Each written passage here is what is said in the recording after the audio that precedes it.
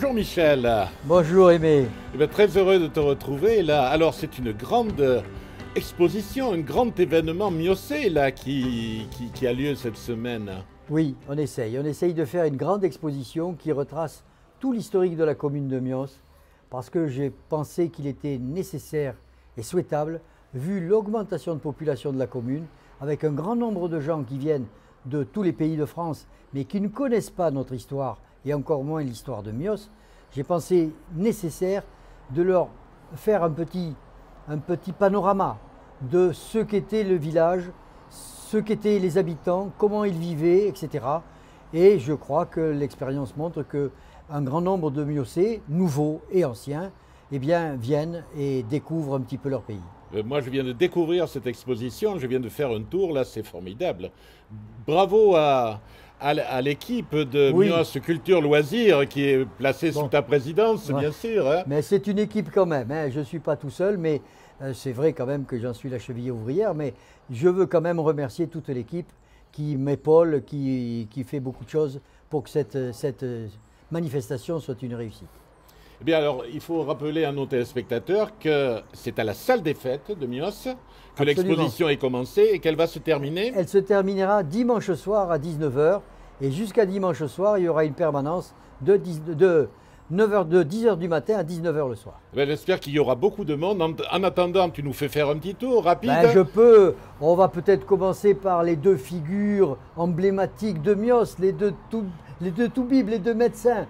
Le premier dans les années 1900 et le second dans la première moitié du XXe siècle.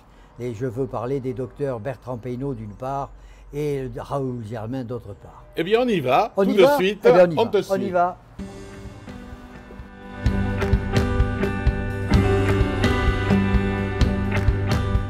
Alors le docteur Peynaud, il n'est pas que célèbre à Mios, il est célèbre dans tout le pays de Buch, parce que ses travaux ont porté sur tout le pays de Buch. Pays de Buch et un petit peu pays de Borne aussi quand même. Il n'y a pas que le pays de Buch.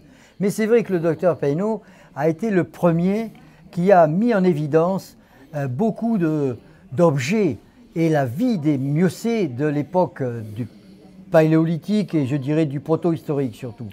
Malheureusement, comme vous le savez, le musée d'Arcachon qui contient toutes les trouvailles du docteur Bertrand Peynaud est aujourd'hui fermé. Donc on n'a pas pu montrer ici les objets découverts par le docteur Peynaud.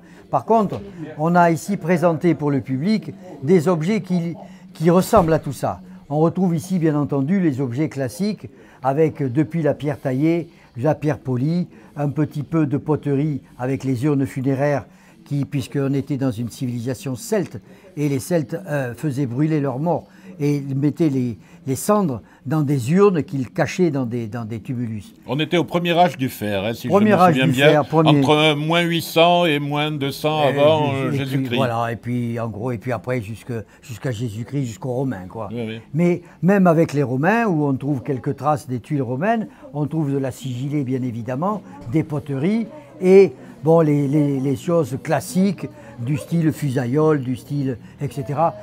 Donc le docteur Bertrand Peynaud, effectivement, a marqué tout le pays par ses trouvailles archéologiques, principalement sur le truc du Bourdieu, au Pugeot, et donc il est incontournable de toute l'histoire locale des pays de Borne et de Buch. On a ici essayé de montrer au public les trouvailles qui aujourd'hui se trouvent au musée d'Arcachon, qui sont inaccessibles, je vous l'ai dit. Ici, on retrouve la famille, la vie du docteur Peynaud. On le retrouve ici avec sa fille Esther et son fils Jérôme. On le retrouve ici en train de marier sa fille Esther avec d'ailleurs un certain monsieur Caillé d'Andernos. Et oui, donc c'était un petit monde et on se connaissait. Ici, on le retrouve à Arcachon. Enfin, lui est décédé. Et là, c'est la fameuse place Peynaud, à côté du musée aquarium d'Arcachon, qui est inaugurée, la place Peynaud, en présence de Jérôme et d'Esther, avec M. Caillé. Eh bien, on va laisser les téléspectateurs venir à l'expo et découvrir cette partie Peynaud. Et si on passait au docteur Germain bien, maintenant, le docteur Germain, c'est une autre histoire. Alors, le docteur Germain, il a été maire aussi de Mios quelque temps. après le docteur Peynaud. Absolument, absolument. Et au sens de leur métier de médecin, puisqu'ils étaient maires, certes, mais ils étaient quand même médecins, ils ont été en parallèle, ils ont été concurrents tous les deux pendant 10-15 ans. Mais il y avait une petite ambiguïté, parce que le docteur Germain, lui, ne venait que de la faculté de Bordeaux, alors que le docteur Peynaud, lui, il était de la faculté de Paris. Donc il y avait quelques petites... mais ils se sont bien entendus, ils ont été tout à fait courtois l'un pour l'autre. Et le docteur Germain, lui, était une autre figure. Le docteur Peynaud, lui, était redoutable dans toutes ses trouvailles archéologiques. Germain, lui, était un éclectique, c'était un homme de l'art, c'était un mécène. Il était absolument... Il était un peu touche à tout, je crois. Touche à tout et avide de tout ce qui est culturel. Parce qu'il a monté un observatoire. Il a monté un observatoire. Il était également... il renvoyait sur Bordeaux toutes les mesures de température, hygrométrie, hauteur d'eau, etc. de Mios. Il n'y manquait jamais. Il était passionné par les vieux livres, les livres d'heures, bien entendu, qui le faisaient fantasmer. Mais il avait également une copie, un original de Buffon, il avait un original de Montaigne, il avait des incunables, il avait des trésors en matière de peinture. Sa maison était couverte de choses extraordinaires. Je rappelle qu'un incunable, c'est un livre qui date d'avant l'invention de l'imprimerie. Hein. Voilà. Et là, tu nous exposes l'herbier du docteur Peynaud. Le docteur Peynaud. Du docteur Germain. Le docteur Germain avait également la passion des herbes et il avait fait un herbier que nous avons la chance d'avoir ici en présentation. Tu peux t'approcher, Damien, regarde là. L'herbier, c'est l'herbier du docteur Germain que nous avons ici en vitrine. Derrière, d'ailleurs, c'est l'écharpe du maire, l'écharpe du docteur Germain. Et vous avez ici sur ces panneaux quelques-unes des œuvres. En particulier, il a été un ami de Vassiliev, de Marie Vassiliev. Il a fréquenté toutes les artistes de 1900 à 1925 de Paris. Il était à Paris, il était au milieu des artistes. C'était un homme qui était imbibé de culture, une curiosité absolument folle, et il a effectivement marqué le pays. Une célébrité locale. Une célébrité locale. Il faut savoir que pour faire l'inventaire de ce qu'il avait chez lui, il a fallu quatre experts pendant une semaine. C'est une exposition vraiment très complète et très fournie. Alors on ne va pas la visiter complètement, bien sûr. Il faut qu'ils viennent. Il faut que les téléspectateurs de Mios TV viennent voir cette exposition. Donne-nous les grandes lignes. Alors tu as mis à disposition du public un plan avec tous les thèmes qui sont abordés sur les panneaux, avec des panneaux qui sont très pédagogiques. D'ailleurs tout à l'heure on t'a vu avec des enfants là, du centre aéré. Depuis ce matin, oui.